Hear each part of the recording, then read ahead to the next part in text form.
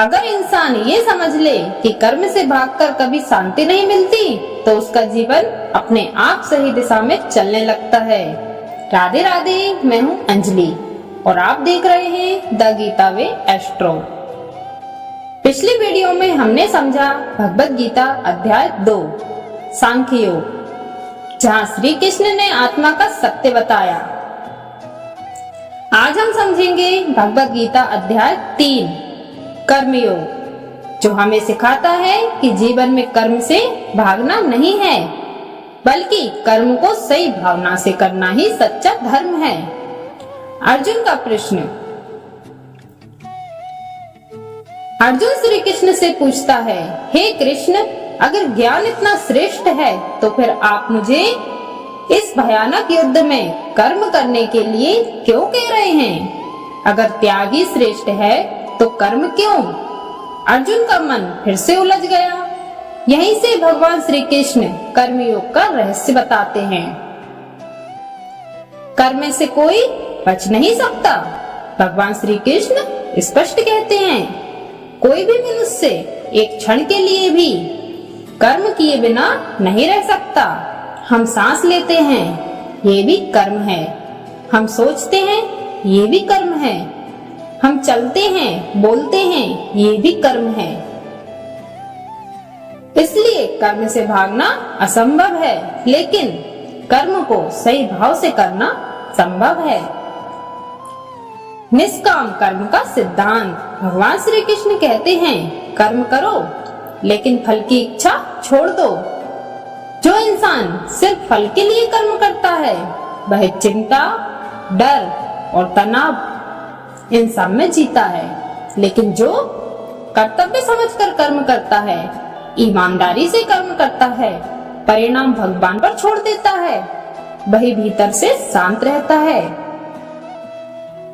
त्याग का सही अर्थ अध्याय 3 में श्री कृष्ण समझाते हैं। त्याग का मतलब कर्म छोड़ना नहीं है। सच्चा त्याग है कर्म करते हुए फल की आस छोड़ देना। अगर इंसान जिम्मेदारी छोड़ दे, काम से भागे, कर्तव्य से मुंह मोड़े, तो वह त्याग नहीं बल्कि पलायन है। यज्ञ का भाव, सेवा की भावना। श्री कृष्ण कहते हैं, यह सृष्टि यज्ञ की भावना से चलती है।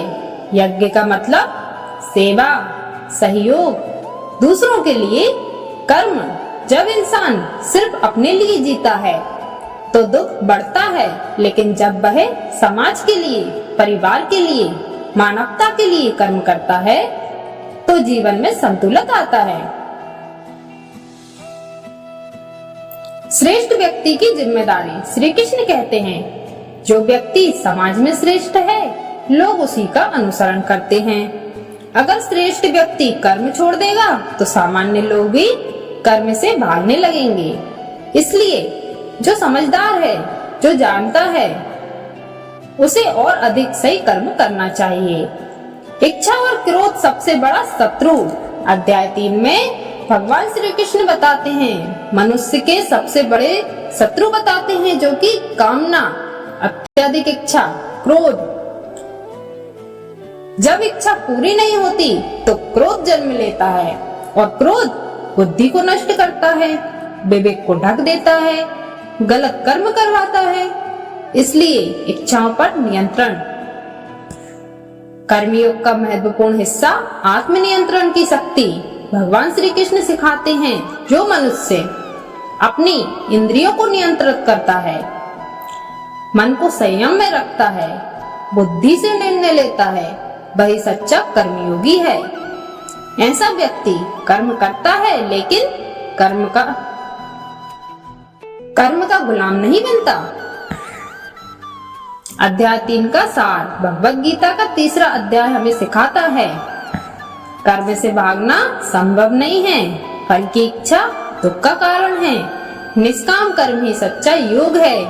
सेवा भाव से किया गया कर्म यज्ञ है। इच्छा और क्रोध सबसे बड़े शत्रु हैं। आत्मनियंत्रण ही सफलता की कुंजी है।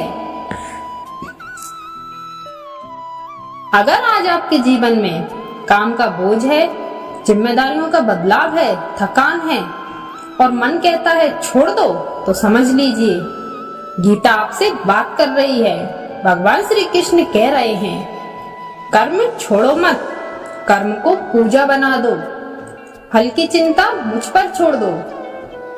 और जाते जाते मैं आप सभी के लिए भगवान श्री कृष्ण से एक छोटी सी प्रार्थना करना चाहती हूँ।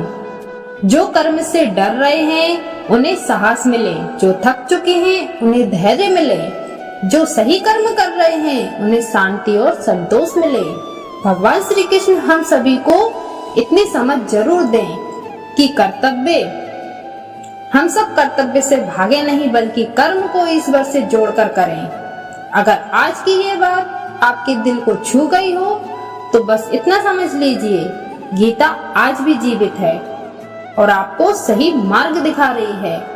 अगर वीडियो अच्छा लगा हो तो लाइक करें, चैनल पर नए हो तो सब्सक्राइब करें और कमेंट में लिखें कर्मयोग। अगली वीडियो में हम समझेंगे भगवद गीता अध्याय 4 ज्ञान कर्म संन्यास योग। आप देख रहे थे the Gita way astro. Radhe Radhe.